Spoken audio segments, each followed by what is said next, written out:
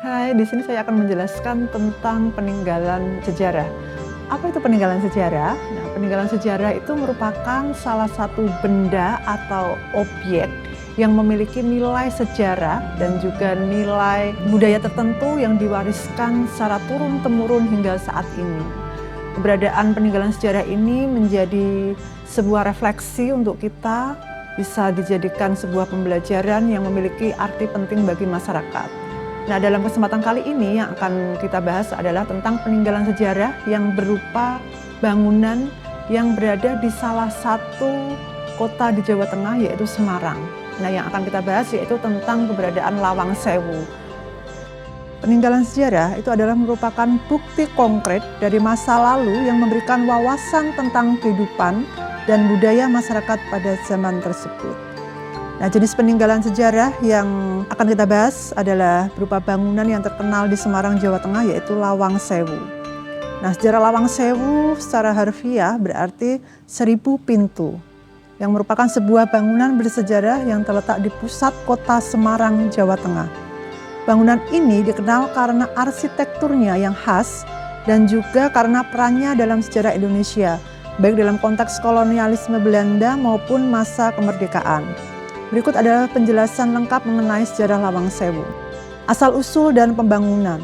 Lawang Sewu dibangun pada awal abad ke-20, tepatnya pada tahun 1904 hingga 1907 oleh perusahaan kereta api Belanda, Nederlands Indische Spoorwegen Maatschappij atau NIS. Pembangunan ini bertujuan untuk menjadi kantor pusat administrasi dan tempat operasional bagi NIS di kawasan Semarang. Nah, pemilihan lokasi ini sangat strategis karena Semarang pada waktu itu adalah salah satu pusat perdagangan dan transportasi yang penting di Pulau Jawa. Arsitek yang merancang Lawang Sewu adalah seorang arsitek Belanda bernama J.F. Ringler. Nah, gaya arsitektur yang digunakan adalah gaya Art Nouveau, yang merupakan gaya arsitektur populer pada masa itu.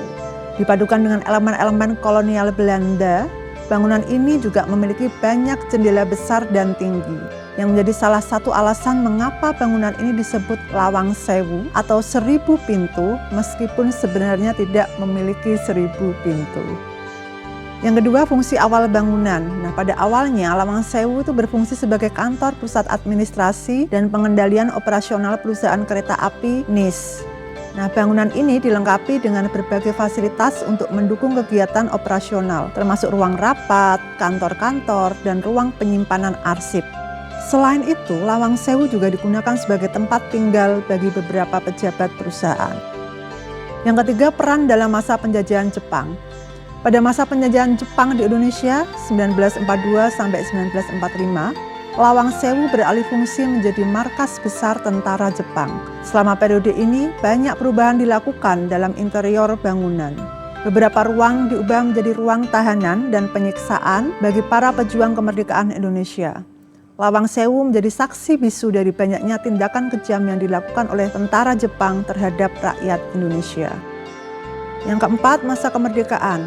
Setelah Indonesia merdeka pada tahun 1945, Lawang Sewu tetap menjadi bangunan yang penting meskipun fungsinya bergeser. Pada masa pasca kemerdekaan, Lawang Sewu digunakan oleh berbagai instansi pemerintah dan menjadi salah satu simbol kebanggaan kota Semarang. Namun, Lawang Sewu juga dikenal karena cerita-cerita mistis yang berkembang seiring berjalannya waktu. Banyak orang yang percaya bahwa bangunan ini berhantu, terutama karena masa kelamnya pada masa penjajahan Jepang dan berbagai kejadian yang terjadi di sana. Hal ini membuat Lawang Sewu menjadi salah satu tempat yang menarik untuk dikunjungi oleh wisatawan yang penasaran dengan cerita-cerita misterinya. Yang kelima, restorasi dan pemugaran. Pada tahun 1990-an, Lawang Sewu mulai mengalami kerusakan akibat usia bangunannya yang sudah tua. Pada tahun 1992, pemerintah Kota Semarang melakukan restorasi besar-besaran untuk mengembalikan keindahan dan kekokohan bangunan ini. Restorasi ini mencakup pemugaran struktur bangunan, pengecatan ulang, dan pemeliharaan elemen-elemen arsitektur yang khas. Pada tahun 2009, Lawang Sewu dibuka kembali sebagai objek wisata dan sejak itu menjadi salah satu destinasi wisata sejarah yang terkenal di Semarang. Yang keenam, fitur arsitektur.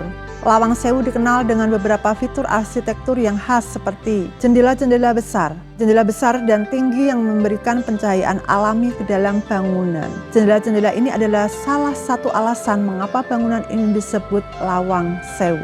Kolom-kolom besar dan kokoh yang mendukung struktur bangunan memberikan kesan megah dan kuat. Atap yang tinggi dan melengkung, atap-atap melengkung yang memberikan kesan elegan dan khas gaya kolonial. Lorong-lorong panjang yang menghubungkan berbagai bagian dari bangunan. Yang ketujuh, peran Lawang Sewu sebagai destinasi wisata. Kini Lawang Sewu menjadi salah satu ikon wisata di Semarang yang menarik ribuan wisatawan baik lokal maupun mancanegara. Selain sejarah dan arsitekturnya yang mempesona, Lawang Sewu juga menawarkan pengalaman wisata malam yang menambah misteri dan daya tarik tempat ini. Pengunjung dapat menikmati tur pemandu untuk mempelajari lebih lanjut tentang sejarah bangunan ini, termasuk cerita-cerita tentang masa lalu kelamnya, serta menikmati keindahan arsitektur bangunan yang masih terjaga dengan baik. Nah, Lawang Sewu adalah salah satu bangunan bersejarah yang memiliki peran penting dalam sejarah Indonesia, mulai dari masa kolonial Belanda hingga masa perjuangan kemerdekaan. Dengan arsitektur yang menakjubkan dan sejarah yang kaya, Lawang Sewu bukan hanya simbol sejarah bagi kota Semarang, tetapi juga menjadi saksi bisu perjalanan panjang bangsa Indonesia. Kini, dengan restorasi yang dilakukan, Lawang Sewu tidak hanya sebagai warisan sejarah, tetapi juga sebagai destinasi wisata yang menarik.